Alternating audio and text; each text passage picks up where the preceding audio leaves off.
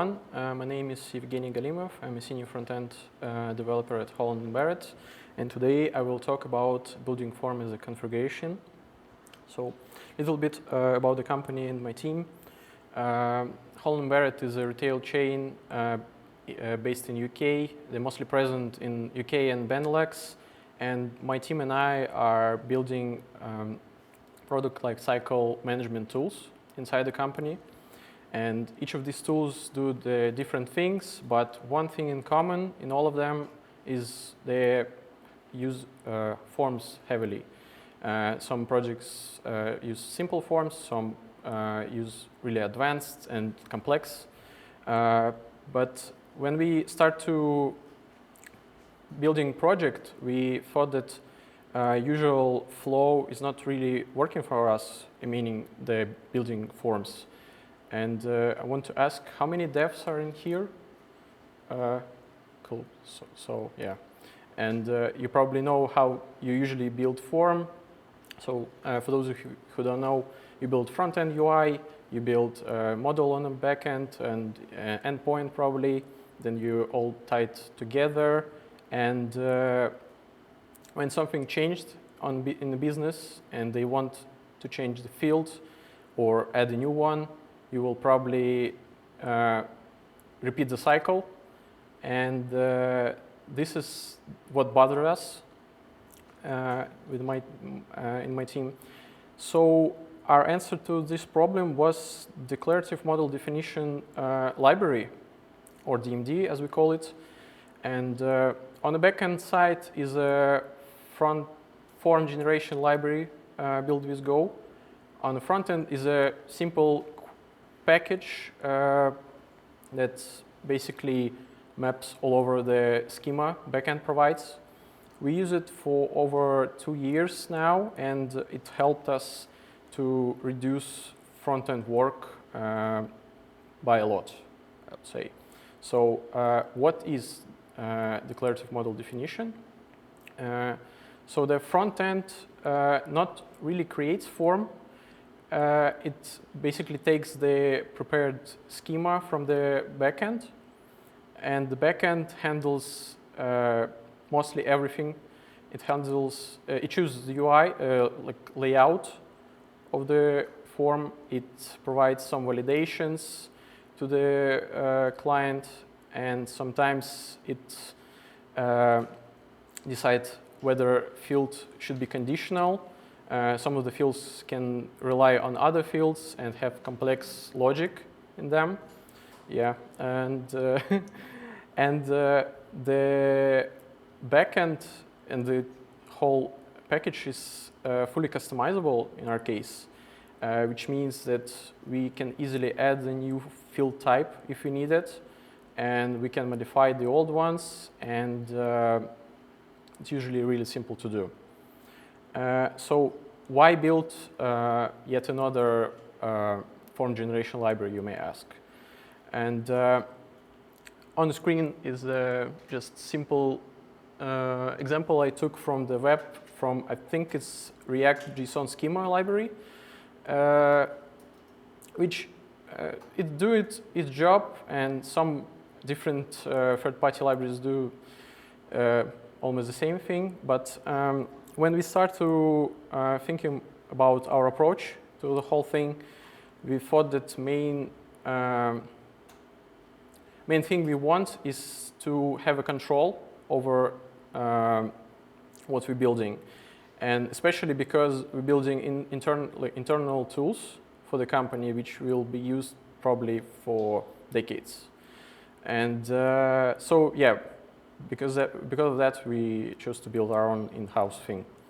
And this was our core design rules for this library.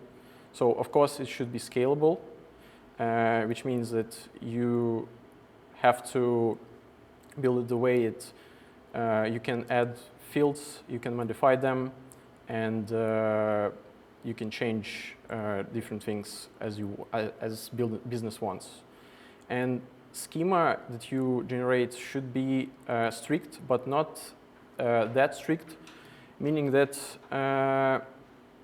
it's okay to control usual things like whether or not fields should be required or disabled, but you shouldn't control how your border looks like on a field. It's madness. And for that reason, front-end can use anything at once because it just mapped the data. So what benefits we saw in using DMD? The first one is integrational simplicity.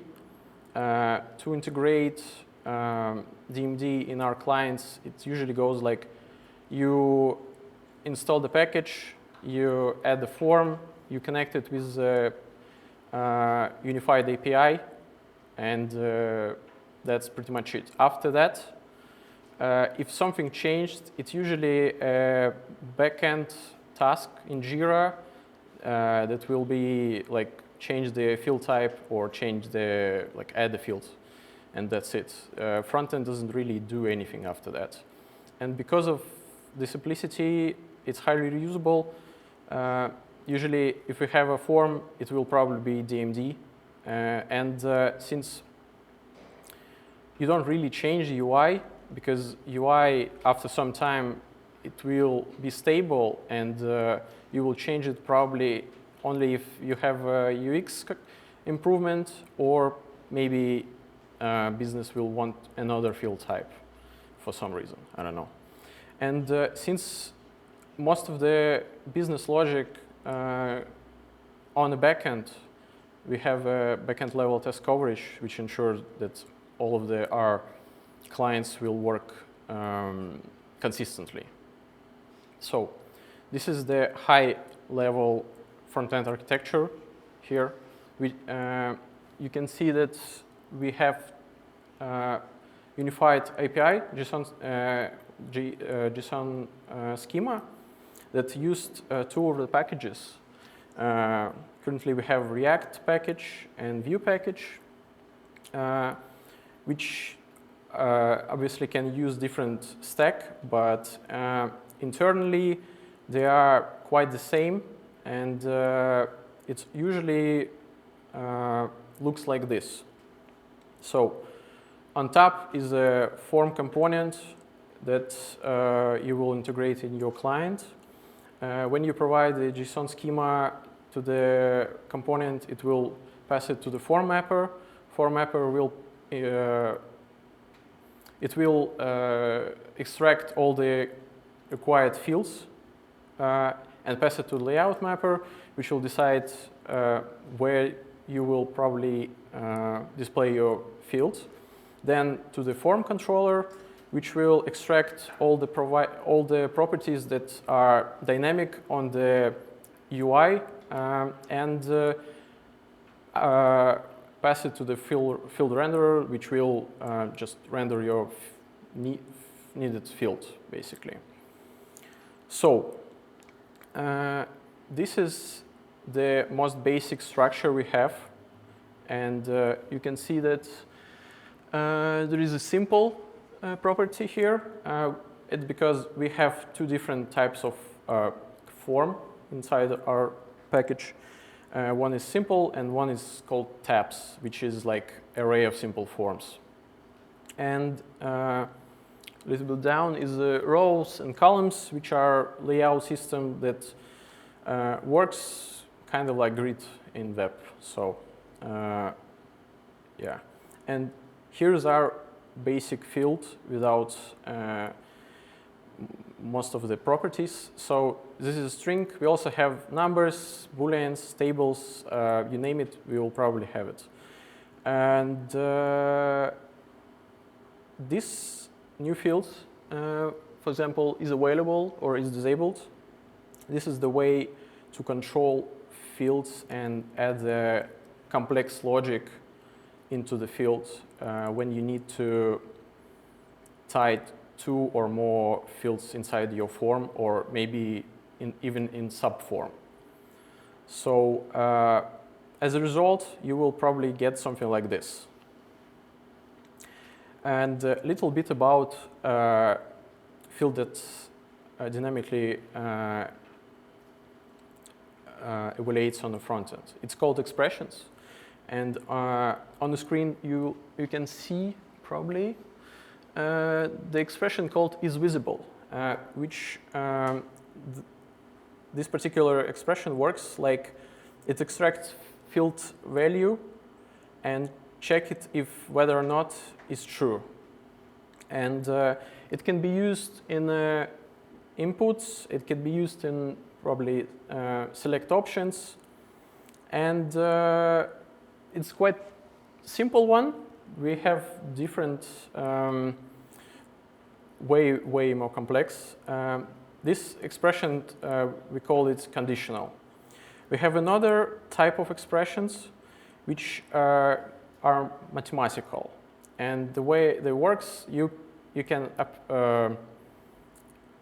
provide mathematical operators and check the value and dynamically evaluate what the value was. And to, like in this case, you will sum two fields with based on their ID. So internally, expressions are just a common library that we use, and it can be used in different clients, and it will be ensured that all of these expressions will work the same in every client that maps our forms. So last but not least, buttons. Buttons have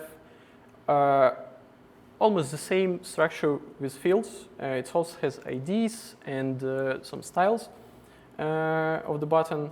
But interesting part here is response actions, which is our way to kind of do some action after you made an action with clicking button. So in this case, we have two actions. One, if something goes well, you will show the message of submission, and you will refresh the page. And the other one is just generic error. These response actions are not part of DMD, normally speaking, because some of them rely on maybe a routing system in your client or maybe something else, and they are completely optional to the clients. Some can support them, some maybe just ignore, but yeah, sometimes they're provided by backend. And to sum everything up,